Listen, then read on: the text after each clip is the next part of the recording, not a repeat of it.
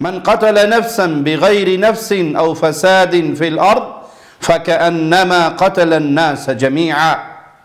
سیالکوٹ میں ہونے والا یہ المناک دردناک واقعہ جس نے مسلمانوں کے سر شرم سے جھکا دیے ہیں اور اسلام کا نام لینے والے یہ شدت پسند جن کے اس عمل سے اسلام کی صاف ستھری سفید چادر پر سیاہ داغ لگا ہے، ان کے اس عمل کا اسلام سے کوئی تعلق نہیں۔ یاد رکھیے ابھی تو کیا واقعہ ہوا اس کی تحقیق ہونا باقی ہے۔ اگر یہ ثابت بھی ہو جائے 100% کہ یہ شخص رسول اللہ صلی اللہ علیہ وسلم کی توہین کرنے والا تھا، گستاخ تھا، تب بھی اس کا معاملہ عوام الناس اپنے ہاتھ میں نہیں لے سکتی۔ آپ ایک ملک میں رہتے ہیں جہاں قانون ہے، حکومت ہے، پولیس ہے، عدلیہ ہے، سیکورٹی کے ادارے ہیں، اور اللہ مالک نے حد کا نظام، حدود کا نظام ریاست کے ذمہ لگایا ہے۔ کون گستاخ رسول ہے، کون واجب القتل ہے، کس کا خون جان حلال ہو چکا ہے، یہ فیصلہ کرنا عوام کا کام نہیں، یہ فیصلہ کرنا قاضی کا کام ہے، عدلیہ کا کام ہے، اور اس کو سزا دینا حاکم وقت کا کام ہے۔ یہ جو ریت چل پڑی ہے ڈنڈا بردار دستوں کی، جاہلوں کا ٹولہ جو اللہ کے نبی صلی اللہ علیہ وسلم کی محبت کا جھوٹا نعرہ مارتے ہوئے جب چاہیں جس کو چاہیں گھیر لیں، پکڑ لیں، مار دیں، جلا دیں، یہ شدت پسند، یہ دہشت گرد لوگ ہیں، ان کا اسلام کی مبارک پاکیزہ تعلیمات سے کوئی تعلق نہیں۔ یہ قانون کو ہاتھ میں لینے والے، یہ قانون کو توڑنے والے مسلمانوں کی بدنامی کا سبب ہیں۔ اور یہاں تو خود وہ شخص میڈیا پر آ کر یہ پیغام دے رہا ہے کہ لبیک یا حسین کا ایک پوسٹر لگا ہوا تھا جس کو اس نے پھینک دیا اور ہم نے پھر اس کو واصل جہنم کر دیا۔ اور دلیل کیا دیتا ہے کہ من سب نبیا فاقتلوا، جو نبی صلی اللہ علیہ وسلم کو گالی دے اسے قتل کر دو۔ پیپر دے اتنے لکھے آئی دوبار اتنے لبیک یا حسین لکھے آئی کہ درود شریف پڑھے صبح دے وقت، اس نے وہ پھاڑ کے باسکٹ کے اتنے سٹیا، باسکٹ پہ سٹ چڑھے آئے۔ اسی اپنے جڑا فورمین نو کہا کہ یار غلط ہویا ہے تینوں کہو کہ معافی منگی، اگوں جڑا نا گلاں کردا نس گیا اندر دفتر چ۔ اسی اپنی مینجمنٹ نال گل کیتی ہے، انہوں نے کہ پھر اپنی رل مل کے جڑا نا اسی سارے کٹھے ہوئے ہیں، انہوں جلیل خوار کر کے نا واصلے جہنم کر چڑھے۔ آئندہ جڑا بھی این کرے گا ساڈے انبیاء کرام دے بارے حضور آپ کے نام پر جان بھی قربان، کیونکہ من سب نبیا فاقتلوہ، ہمارے نبی پاک نے حدیث بھی ہے کہ جو بھی نبیوں کی شان میں گستاخی کرے گا اس کا سر تن سے جدا کیا جائے۔ بھئی حسین تو نبی کا نام نہیں ہے، سیدنا حسین رضی اللہ عنہ وارضاہ ہماری آنکھوں کی ٹھنڈک، ان کی محبت ہمارے ایمان کی شرط ہے۔ کوئی بندہ مومن نہیں ہو سکتا جب تک وہ اہل بیت سے پیار نہ کرے، لیکن تم دلیل دے رہے ہو جو نبی کو گالی دے، جو نبی کی توہین کرے اسے قتل کرو، تو سیدنا حسین نبی نہیں ہیں، وہ نبی کے نواسے ضرور ہیں رضی اللہ عنہ وارضاہ۔ قرآن حکیم کی اس آیت کو ہمیشہ اپنے سامنے رکھیے، من قتل نفسا بغیر نفس او فساد فی الارض، جس نے کسی جان کو قتل کیا، کسی انسان کو قتل کیا، کسی جان کے بدلے نہیں، یہ نہیں کہ اسے قصاص پہ مارا گیا ہے، نہیں، بغیر قصاص کے کسی نے کسی کو قتل کیا یا زمین میں فساد پھیلانے کے لیے قتل کیا، فَكَأَنَّمَا قَتَلَ النَّاسَ جَمِيعًا، وہ ایسے ہے گویا اس نے پوری انسانیت کا خون کیا۔ اگر اس شخص نے ایسا کیا تب بھی اس کا معاملہ عدالت کے ذمہ تھا، پولیس کے ذمہ تھا، فوج کے ذمہ تھا، سیکورٹی کے اداروں کے ذمہ تھا، اور اس کا معاملہ حاکم وقت کے ذمہ تھا، وہ اس کا فیصلہ کرتا۔ آپ کو یہ اختیار کس نے دیا کہ آپ ہاتھ میں ڈنڈے لیں اور لبیک یا رسول اللہ، لبیک یا رسول اللہ کے نعرے لگائیں، لبیک یا حسین کے نعرے لگائیں، اور جس کو چاہے قتل کر دیں، جس کو چاہے جو مرضی الزام لگا دیں؟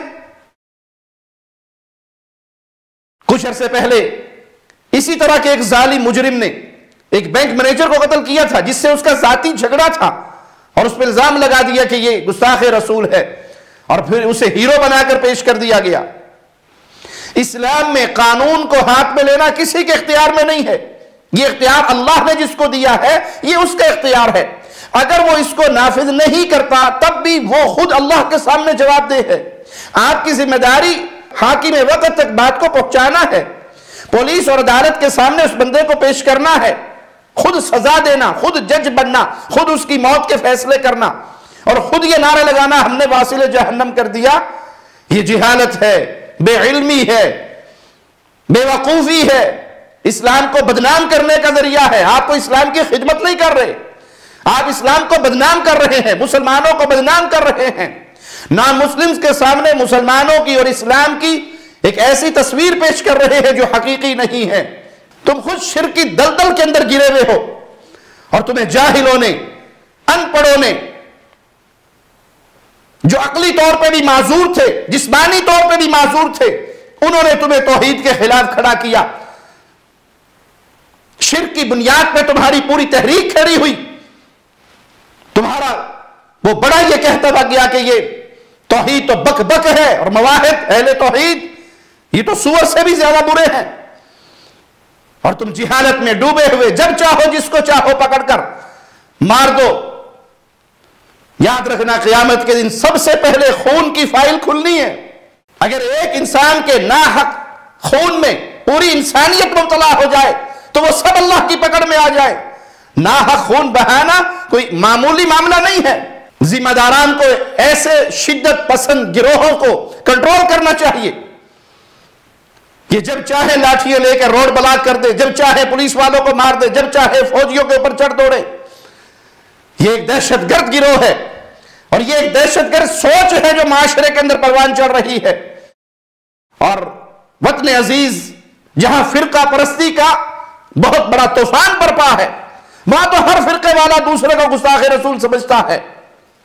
بریلویوں سے پوچھو گے تو وہ دیوبندیوں اور اہل حدیثوں کو گستاخ رسول سمجھتے ہیں، تو جب چاہے جس کے عالم کو پکڑ لے اور اس پہ گستاخ کا نعرہ لگا کے اسے بقول اس ظالم کے جہنم حاصل کر دیں۔ اللہ کے لیے عقل کے ناخن لو، ایسا عمل کرو جس سے دین کا نام روشن ہو، دین کو بدنام کرنے کا ذریعہ نہ بنو۔ یہ نعرے لگانے والے، اے اللہ کے نبی ہماری آپ پر جان بھی قربان ہے، نہ قرآن کو پڑھا، نہ ترجمہ قرآن کا سیکھا، نہ نبی کی سنتیں سیکھی، نہ نبی کا دین سیکھا، اور اپنے عملوں سے بدنام کرنے کے لیے اسلام کو اور مسلمانوں کو سڑکوں پہ نکل آئے۔ دین کو سیکھیے، توحید کو سیکھیے، قرآن کو ترجمے سے پڑھیے، ان جاہل مولویوں، پیروں، فقیروں سے اپنے دامن کو چھڑائیے، اور اسلام کو بدنام کرنے کا ذریعہ نہ بنیے۔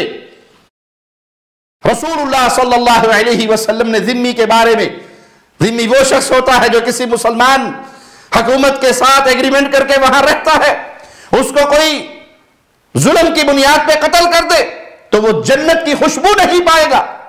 یہ سری لنکا سے آنے والا شخص مسلمان گورنمنٹ سے اجازت لے کے آ رہا، قانون کے مطابق یہاں رہ رہا، اور جس نے ذمی کو قتل کیا، اللہ کے نبی صلی اللہ علیہ وسلم نے فرمایا وہ جنت کی خوشبو نہیں پائے گا، اور جنت کی خوشبو 40 سال کی مسافت سے آئے گی۔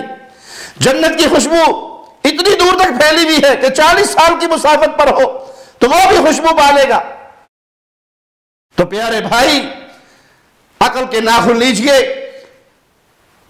امت مسلمہ پر ویسے ہی کفار چڑھے ہوئے ہیں، اور امت مسلمہ پریشانی کے ایام میں وقت گزار رہی ہے۔